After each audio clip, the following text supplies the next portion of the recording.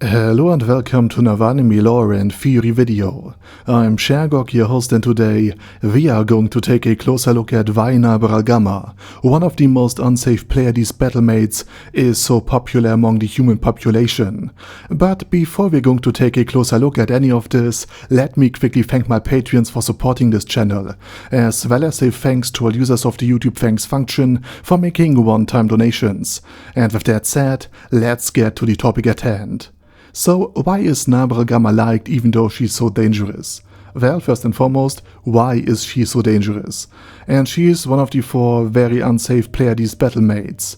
And that means she could lose control during combat against humans or just against any other outsider. Simply by just getting too fed up and too annoyed with them. Simply because she despises all non-Nazaric life forms.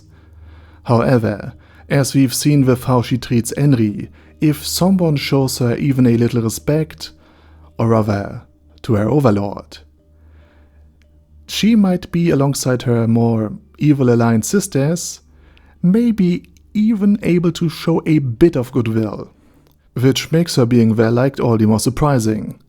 And Narberal is celebrated by the very people she despises, humans, for several reasons. And the biggest and most obvious is her appearance, because let's be real. Guys would stick their third leg in a blender if the blender looked like an anime girl. And even in a world full of beautiful women, Narberal is a rare kind of beauty. In short, men want her, and women want to be her. And her beauty also activates something called the halo effect. And I'm not talking about the video game. It means we subconsciously view attractive people as more moral, honest, trustworthy, and so on and so forth. In other words, in this new world, beautiful people, just like in ours, are seen as better people. And Narberal even taps into the Gap Moe appeal. Another reason why Narbe is so well liked among humans is because she is part of Darkness, Momon's adventurer team. And Momon plays the heroic role, and since he is clearly not hostile to people, people don't take Narberal's open hostility too serious either.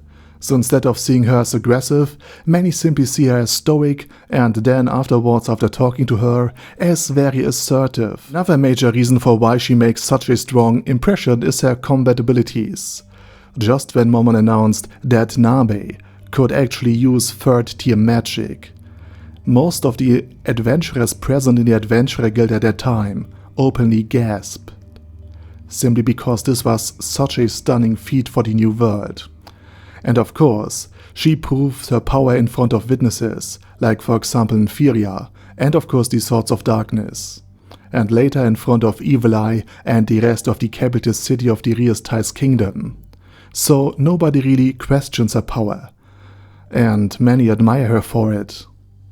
And as a member of Momon's adventurer team, she also gained an excellent reputation, because even if people didn't see her as exactly being the equal to Momon in terms of strength and power, they recognize her as a powerful caster, strong enough to fight high-level demon battlemates. And even when Narberal to honesty, damage is limited to whoever is within earshot. And of course, social media didn't exist back then, meaning there would be no incriminating evidence other than a few eyewitnesses. And everybody else in the guild, on the street, or in the royal palace of Rolente just sees the beautiful heroine they want to see. Also, it is extremely hard for a lone eye or rather ear witness to be taken seriously if they say that she acted rude or hostile towards them. Sure, Kevin, you were just walking in the guild and you happened to bump into beautiful Princess Narbe herself. And of course she insulted you for no apparent reason, and you now feared for your life. Sure, buddy, that's exactly what happened. Totally believable.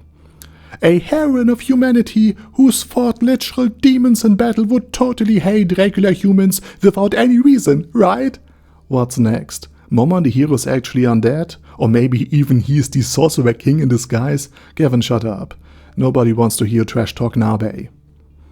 And this kind of reaction, the reaction of an angry anime fan defending his beautiful waifu, also basically exists in the New World in this specific way.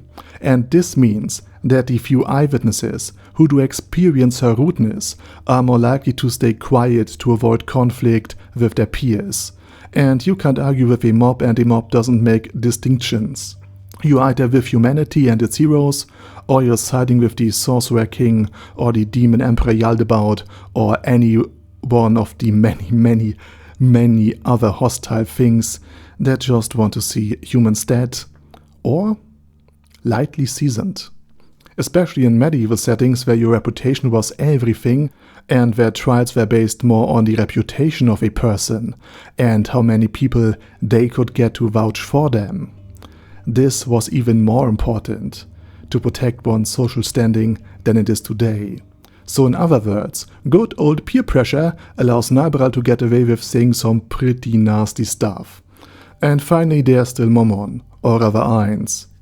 And he keeps Narberal's worst instincts in check. For example, when she misread the situation at the Adventurer Guild back in Irantel and nearly attacked the adventurers with Inferior, thinking they meant harm to Momon or that they would disrespect him. He stopped her. In other words, even when Narbe slips up or speaks her mind openly, Momon steps in to fix it. So she never causes as much trouble as she could when she would be alone. But the fact that she almost soloed an entire adventurer guild in the middle of a very important city for an entire kingdom shows just how dangerous a battlemate like her can truly be. And with that said, now it's your turn. What's your opinion on Narberal Gamma, or rather on beautiful Princess Narbe? Why do you think she is loved and not feared or hated by the human population? Let me know down in the comment section. And with that said, please check out my German channel and my other anime channel, and they are linked down in the video description. Also please check out my Patreon if you want to support me beyond just leaving a like or sub. And with that said, I say thank you very much for watching, thanks to my Patreons for supporting this channel, and as usual, I say my special thanks to Ada Daddy Ada, ASK, Bad Guy Yee, Bad Burrito 316, Beezer, Ben C, Brandon S, Brandon D, Chrissy, Crowley 0221, Sia, Crystal Prime, Dead Slime, Death is Mercy, Deathless Dragonlord, Demon Xenomorph 1987, Devin Downen, Ding Dong, Din Pep, Dragonlord Placidus Saxophone, Duckwagon, Dunkler Krieger, Dystopia, Dystopia II, Enigmatic Unicorn, Feralchivan, Guy with That Head, Hector Marino, Hoss, Huster, Jacob G, Jana B, Jason, J. Morris, Chromius, Kyle R, Lee K. Long,